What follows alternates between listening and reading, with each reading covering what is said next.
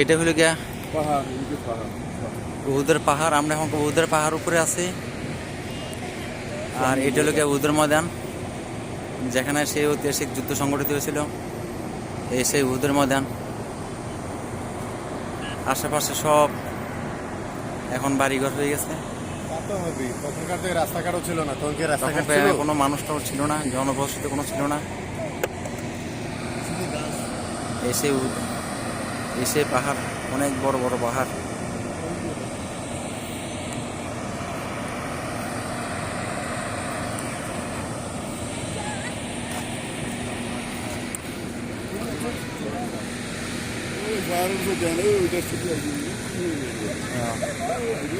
আইব এই সে উদের পাহাড় এটা। আর এটা হইলে গিয়ে ময়দান। ওই যে পাশে যে রাস্তা আছে, তো রাস্তা ওঠার রাস্তা আছে।